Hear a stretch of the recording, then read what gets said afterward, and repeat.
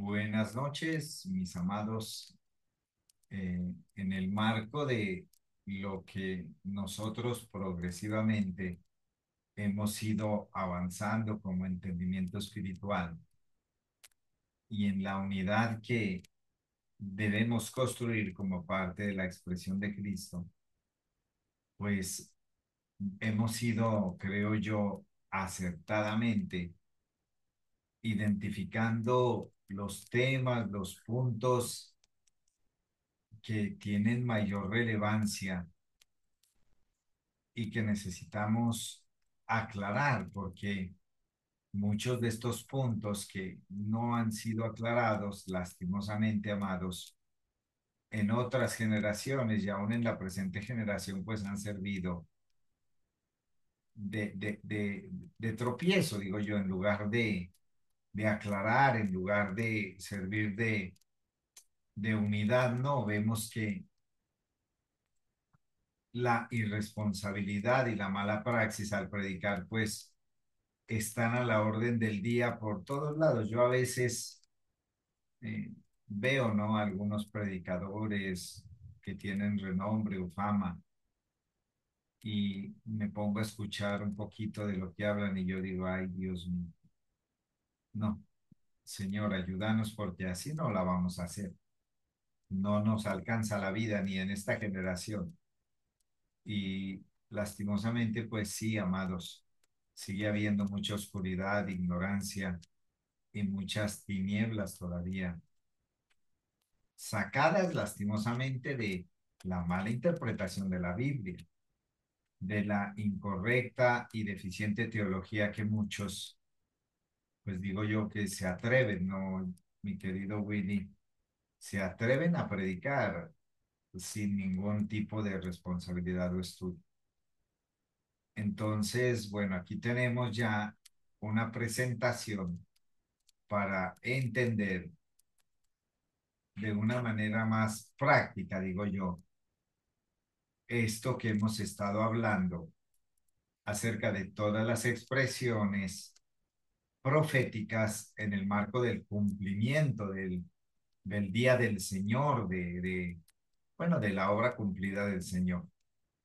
Aquí tenemos entonces, mis amados, esta presentación y le voy a dar paso a mi pastor Oscar. No sé si ya está listo ahí, amado, para que usted continúe. Deme señales de vida, pastor. Si está ahí, deme 3 golpes.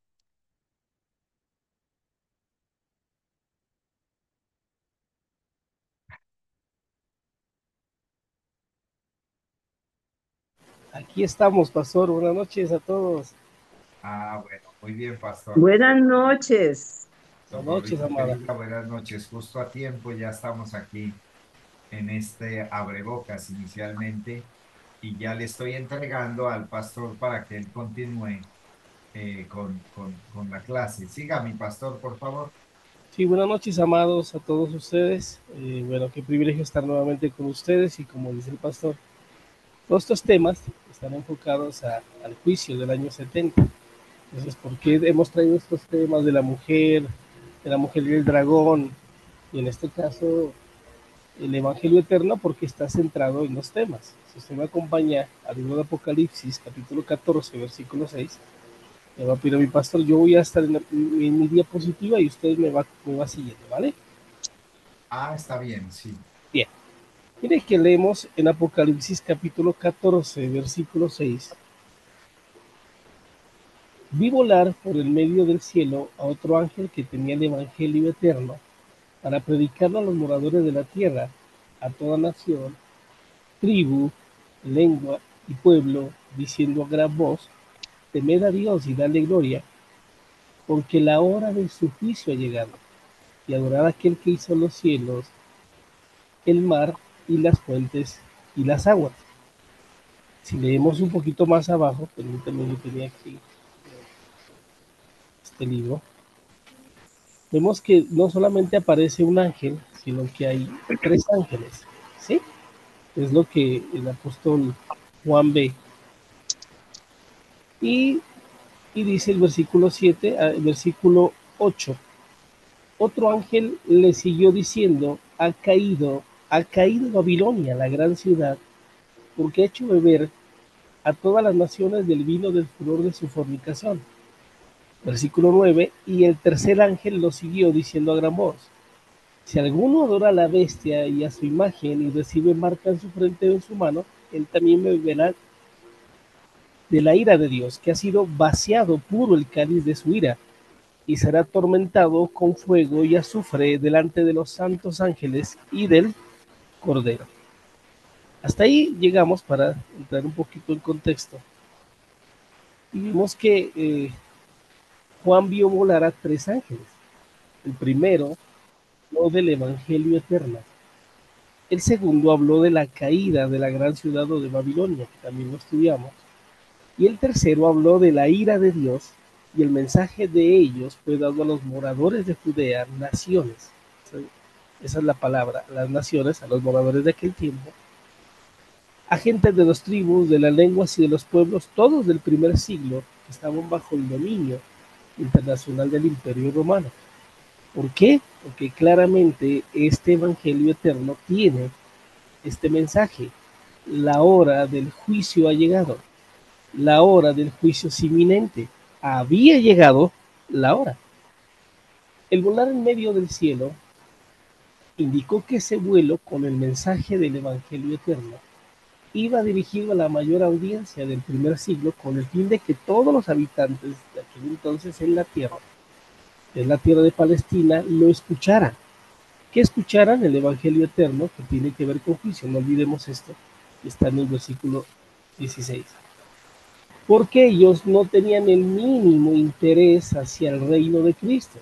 Recordemos pues que este reino que predicó el Señor, y cuando Él muere, claramente pues se deja de tener tanto interés. Es así donde los, los predicadores, los discípulos, los apóstoles se encargan de llevar este evangelio y vemos pues partes de esto en lo que es eh, las cartas, ¿sí? Las cartas de Pedro, de Santiago, que tienen que ver con este juicio y con el evangelio que en este caso es eterno, pero ya trae juicio. Observe que el ángel tiene en su boca esta frase, el evangelio eterno, que no es una invitación a creer, sino una invitación a entender que ya llegó la sentencia. Mire que la gente fue llamada a temer a Dios, a darle gloria, a adorar, porque la hora del juicio había llegado. Recordemos que antes de un juicio, y esto es poderoso, pastor, hay que entender, que Dios desata tres atributos, desde el antes, desde el hoy y para siempre. ¿Cuáles son esos tres atributos? La primero, la paciencia de Dios. Segundo, la misericordia. Y tercero, la gracia. Antes de ejecutar Dios un juicio, estos tres atributos se hicieron presentes en la historia, se hacen presentes en la historia y serán presentes en la historia. Por lo que quiero decir que estos tres atributos nunca han dejado de ser, nunca dejarán de ser y siempre estarán ahí.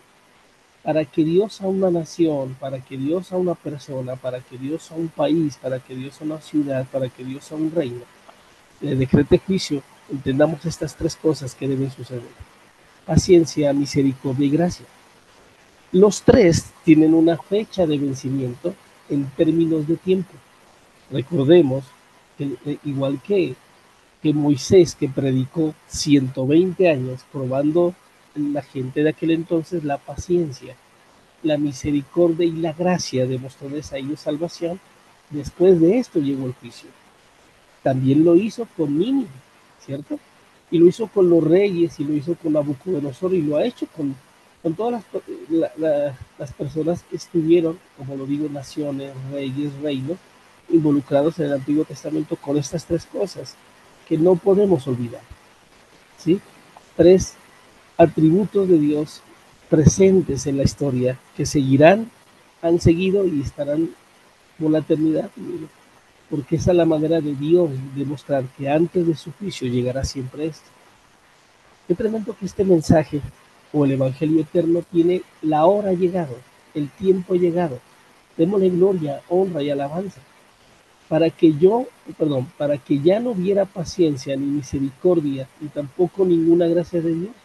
es porque llegó al tope donde Dios ya no tiene otra cosa que exponer en su infinito amor, sino el juicio que fue decretado por el Señor Jesús. Mire por qué se llama eterno, y creo que alguna vez lo explicamos. Todo lo que es eterno, que aparece en este griego aionios, significa que algo es eterno mientras esté este elemento en pie cumpliendo su tarea o su misión. Vimos que Sodoma y Gomorra fue castigada con el fuego eterno. Y si vamos a Sodoma y Gomorra geográficamente, no estar viendo el día de hoy esa Sodoma y Gomorra. No estar viendo el fuego porque fue eterno, entendiendo de dónde viene la misión que tiene que hacer, y cuando ya termina su misión deja de ser eterno. Es así donde vemos el juicio eterno, vemos el fuego eterno que estudiamos y que es pues claramente, eh, sí, donde pues se quemaba todo lo que estudiamos en las afueras de Jerusalén, que hoy en día existe el lugar, pero ya no hay fuego. Entonces, una vez que se ejecuta, deja de ser eterno.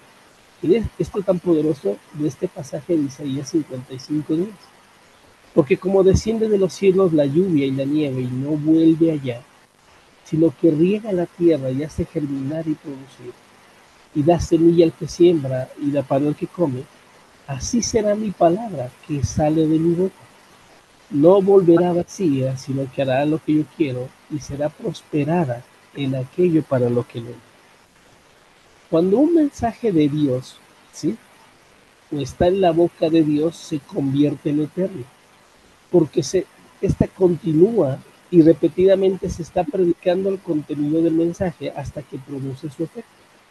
Cuando un mensaje entra en tiempo y en espacio en la tierra, ya es temporal. Es así porque el ángel tiene en su boca el evangelio eterno. No olvidemos que el evangelio eterno es el juicio que había llegado para esa generación del primer siglo.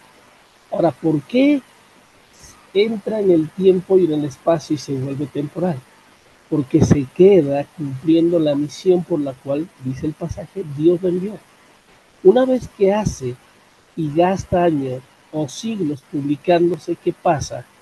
Cuando cumple su función, regresa a Dios con algo poderoso, que es la misión cumplida, porque no puede volver vacía, debe hacer lo que tiene que hacer. Es por eso que el profeta dice que esa palabra, ese mensaje o esa misión no puede volver a Dios vacía. Si un juicio no cumple su misión, ese juicio es vacío y claramente no es eterno. Así que si el juicio se ejecuta, la justicia de él le hizo la prosperidad, porque dice que hace prosperar su palabra, que en aquella o en aquel momento fue dictado, sentenciado para que se ejecute. Aprendamos esto, que al salir de Dios es eterno, pero al entrar aquí se vuelve temporal y al cumplir la misión regresa y vuelve a Dios como misión satisfecha, cumplida y plena hacia el eterno. Pastor, Sí, mi pastor. permítame ahí aclarar algo más que es importante. En la dimensión de lo que estamos estudiando, amados, y teniendo como contexto, obviamente, el aspecto profético y la envergadura de todas estas profecías, recordemos que esa, ese círculo, por así decirlo, ¿no? Sale la palabra de Dios, entra en el tiempo, va a los profetas o al rey o a los sacerdotes o al altar o bueno, en el ambiente donde Dios exprese su mensaje. Y ahí produce un testimonio la palabra. Una vez que produce un testimonio, ese testimonio puede ser individual o colectivo, como en el caso de una generación del pueblo de Israel. Pero, mis amados, recuerden que esa dinámica de lo que acabé de decir y lo que el pastor Oscar acaba de mencionar, hoy está vigente, pero ya no como algo profético a esperar que suceda, sino que la palabra de Dios, que sigue siendo eterna y que se nos impartió a nosotros como la conciencia eterna de Cristo, sigue volviendo a Dios con un testimonio. Y ese testimonio es justamente lo que yo he estado hablando todos estos días, el carácter de Dios que usted y yo manifestamos todos los días, eso que hacemos todos los días, desde la conciencia y la mente de Cristo es lo que vuelve a Dios.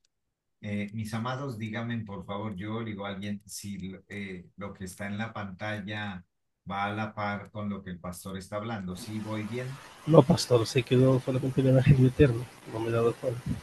Ah, No se avanza. quedó ahí. Sí, Carambolas. Yo pensé que sí había salido. Qué mal, porque aquí sí pasa, es que, bueno, siga mi pastor, voy a poner otra manera de proyectar. ok. Entonces llegamos hasta acá, ¿sí? Porque volvemos a recordar esto, ¿sí? El profeta dice que la palabra del Señor es como una nieve o es como la lluvia que se riega, que hace lo que tiene que hacer, germina lo que tiene que germinar y después vuelve a Dios. Entendamos que la palabra que profesa el ángel es un juicio, ¿sí? Es el mensaje de Dios a través de un ángel que lleva el evangelio eterno, donde invita a toda la gente que se arrepienta, que dé gloria, y que hay ese cántico de Moisés, ¿verdad? Que sus juicios han llegado. Entendamos pues que si un juicio no cumple su misión, pues ese juicio no es ni eterno y está vacío. Así que si el juicio se ejecuta, la justicia de él prospera en aquella razón por la cual fue dado este mensaje de sentencia y por lo cual Dios dictó juicio. Aprendamos entonces que cuando las cosas salen de Dios, o en este caso su palabra, se convierte en eterno. Entra en el tiempo y el espacio y se vuelve temporal, hace su misión y debe regresar a Dios como una misión satisfecha, cumplida y plena. ¿Sí? Estamos ahí, pastor. Entonces, eso, más adelante, Ya, sí. Ahí, en la siguiente. Pastor. la siguiente, ok. Ya estoy. Entonces, esa es la razón por que resucitó el Señor Jesucristo y por qué regresó a los 40 días, porque no se fue en facto, por así decirlo. Tuvo que estar 40 días el Señor, ¿sí? Porque aunque había cumplido su misión de redención, liberación y salvación, entendamos que Él tiene una misión. Y cuando leemos en Hechos capítulo 1, versículo 3, que dice el pasaje que el Señor Jesús estuvo 40 días hablándoles del reino de Dios. Entendamos que esa fue su misión, ese fue su primer mensaje por el cual apareció el Señor Jesús predicando, y fue su último mensaje, ¿sí? Con el cual se despide, y el mensaje tiene que ver con el reino. Claramente una misión no puede quedar aquí, tiene que regresar a Dios con los propósitos satisfechos y cumplidos y plenos, por los cuales Dios mandó su palabra, en este caso pues al Señor Jesucristo para que lo haga. En Apocalipsis capítulo 14, versículo 6, se le llamó el mensaje, ¿sí? De los tres ángeles, ¿sí? Porque uno tiene el evangelio eterno, como lo hemos dicho, porque la misión del juicio del evangelio eterno del primer siglo había satisfecho la justicia retributiva de Dios. Una misión es vacía si no se cumple. No regresa a Dios si hace su tarea. Ninguna misión de Dios para salvación o para juicios jamás fracasó en la historia, porque toda misión salida de la boca de Dios hace lo que se planificó, hace lo que se trazó y lo que se propuso. Ahí es donde usted entiende por qué Dios escoge a Moisés y escoge a Jonás. Estos dos personajes se querían evadir del asunto por los cuales Dios los había mandado, por así decirlo, a esta tierra. Recordemos que la Biblia dice, y hay un pasaje hermoso, que ante los planes de Dios nadie puede negarse a cumplirlos, ¿sí? Y esto es lo que vemos pues aquí, hermanos, inclusive con el Evangelio eterno que había cumplido pues su mensaje y su tarea. En Apocalipsis 14, versículo del 10 al 11, dice la palabra del Señor que el cáliz de la ira del Cordero vació el fuego y el azufre, y el humo de su tormento que sube por los siglos de los siglos sobre los que adoraron la bestia y a la imagen y no tuvieron reposo ni de día ni de noche. ¿Cuándo paró este fuego? Cuando el incendio que provocó ese humo cumplió su misión, que fue en el año 70, ¿sí? Y para que recordemos, ese fue el bautismo que profetizó Juan. Él los bautizará con Espíritu Santo y fuego. Tres clases de bautismo, ¿se acuerdan? Que lo recordamos, el de agua, el del Espíritu Santo y el otro bautismo que es de fuego, que se refiere a este, ¿sí? Los dos para salvación y el uno para juicio y condenación. Es por eso que este bautizo, por así llamarlo, del fuego, profetizado por Juan, ¿sí? Que en el año 70 provocó el tormento e hizo su misión cumplida en la manera como fue destruida Jerusalén a causa del fuego. Mi pastor, Sí, señor. tenga la bondad y repita nuevamente lo de los tres bautismos. Amados, atentos, por favor. Sí. Recordemos que la Biblia nos enseña que había tres bautismos. ¿Quién mencionó? Pues es el profeta, en este caso es Juan el Bautista, ¿sí? Él habla de que hay que bautizar a la gente, ¿sí? Para el perdón de pecados en agua, que es el primer bautismo, ¿sí? Ese bautismo que repitieron los discípulos. Pero siguiente a ese bautismo, se profetiza que viene alguien y es el Mesías a bautizar en Espíritu Santo y en fuego. Dos bautismos más, ¿sí? Porque entendamos que la palabra bautismo es sumergir. Dos para salvación se puede decir y uno para condenación, ¿sí? El apóstol, perdón, Juan el Bautista, siendo este profeta, habló del juicio venidero por parte del Mesías que se convirtió en este bautismo del fuego. Recordemos que la palabra fuego tiene que ver con eso, ¿qué? Con juicio. Y es donde vemos claramente que todo está mencionado aquí, entre el fuego, el azufre, el humo, y cómo se cumplió a cabalidad pues este bautismo, ¿sí? Que literalmente sentenció pues a toda esa generación y la sumergió en el fuego para ser devorada y para ser aniquilada, como el Señor claramente lo profetizó. Aquí mi Entonces, pastor cabe, permítame decir algo, pastor, sí, señor. aquí cabe la siguiente reflexión, mis amados, miren, antes de la aparición de Juan el Bautista, antes de Juan el Bautista, no se habla de bautismo. Ustedes pueden ver los registros bíblicos, principalmente no se habla de bautismo. Con la aparición y la llegada de Juan el Bautista, se inaugura también esa liturgia llamada sumergirse en agua para el perdón de los pecados. O sea, ya el perdón de los pecados no se hacía en el templo lavándose las manos pues en la fuente de bronce, en las tinajas, en todo esto. Ahí con Juan el Bautista se rompió el protocolo que había con respecto a las liturgias judías. Muchos de los que fueron bautizados en el bautismo de Juan el Bautista seguramente también fueron bautizados con el Espíritu Santo en Pentecostés. Y muchos de los que gustaron el bautismo de Juan y gustaron el bautismo de Pentecostés, seguramente también gustaron el bautismo en fuego en el día del juicio sobre la ciudad de Jerusalén. Seguramente otros no.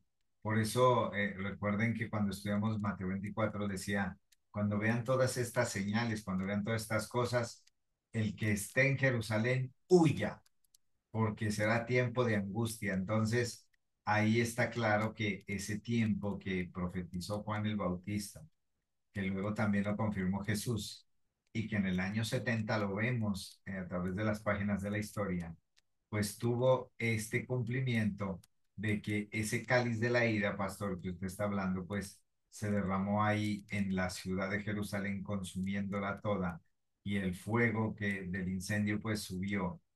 Por eso dice el humo de su tormento. Gracias, pastor, eso quería decir. Le recuerdo que tenemos 5 minuticos y bueno, de pronto si no alcanzamos hay que abrir una sesión luego, por favor. Sí, sí, mi pastor. Recordemos que a eso se le refiere el día grande y temible de Jehová, ¿se acuerdan? Sí, En Malaquías capítulo 1, versículo 14, iniciamos toda esta serie porque es que ese es el día grande y temible y que se profetizó inclusive desde Deuteronomio. ¿Se acuerda que vimos la sentencia? Que Sí, iban a ser pasados por fuego. Entonces, es claro, amados, que el fuego está asociado para el Señor con juicio. Malaquías 1:14 lo dice: maldito el que engaña, el que teniendo machos de su rebaño promete y sacrifica a Jehová lo dañado, porque yo soy grande rey, dice Jehová. Ah, no, esto no es el versículo, sí, pero es el día grande y temible de Malaquías. Lo traté de buscar, pero yo creo que usted ya lo conoce porque sí, también lo sí. estudiamos. Entonces, eh, en conclusión, mis amados, ¿sí? Y repitamos lo de Apocalipsis, ¿sí?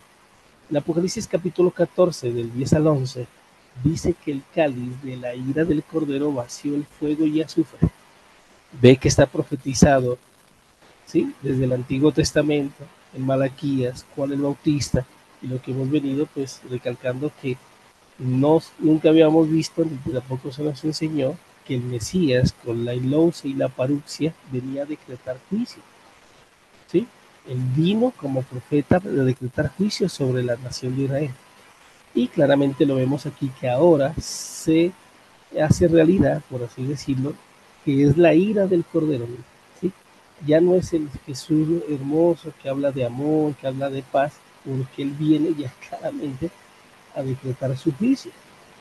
Y dice que el humo de su tormento sube por los siglos de los siglos sobre los que adoraron la bestia y la imagen y no tuvieron reposo de día y de noche. ¿Cuándo paró este fuego? Claramente cuando el incendio que provocó ese humo cumplió su misión en el año 70. Una vez más, la ciudad de Jerusalén fue destruida por fuego y provocó el tormento, pues hizo su misión cumplida y ahí terminó el fuego de ese momento con el juicio. Así que en conclusión, todo regresó y regresa a Dios después de hacer su misión cumplida. El juicio prosperó en su ejecución completa. Nada fracasa cuando Dios establece una misión de su boca. No existe literalmente un humo de tormento que esté subiendo por los siglos de los siglos hasta el día de hoy. Ni tampoco existe un infierno eterno que esté echando llamas y quemando fuegos, como lo estudiamos anteriormente, ¿verdad? Una vez más, el infierno que estudiamos sí era un lugar donde se quemaban los cuerpos, donde se botaba la basura y todo lo que estaba ahí, y era la manera pues de quemar. Pero el día de hoy existe ese lugar físicamente, pero ya no hay nada de llamas, ¿sí? En el Nuevo Testamento las expresiones, ¿se acuerdan? Gusano eterno, tormento eterno, humo por los siglos de los siglos, claramente no son físicos ni literales, son figuras del repertorio que dicen que algo es eterno mientras esté en pie ejecutando la tarea o la misión encomendada o sentenciada por Dios. Así que el Evangelio eterno no fue el Evangelio de la gracia, sino el Evangelio del juicio del año 70 a la nación de Israel. Así que el resultado a la casa de Israel del primer siglo que rechazó eh, rotundamente este Evangelio y la gracia que aceptó el juicio hizo que venga este juicio. Se advirtió en muchos pasajes que el Hijo era portador de la vida, y aquí claramente lo dice mi pastor porque también lo estudiamos. Dios tuvo un remanente que guardó, ¿sí? Y es el remanente que predica el apóstol Pablo, ¿sí? Porque Dios iba a salvarlos en esta figura, los que están en la copa de la ira y los que están en la copa de la gracia, ¿se acuerdan? Dos copas. Así que Dios salvó un remanente, ¿sí? Y si estudiamos un poco de historia, sabemos dónde ellos se fueron y dónde ellos eh, se juntaron para ser salvados porque fueron advertidos por el Señor en Judea. Entonces Juan 3:36 dice que el que se rehúsa a creer en el Hijo, la ira de Dios está sobre él. Mire la expresión, la hora de su juicio ha llegado.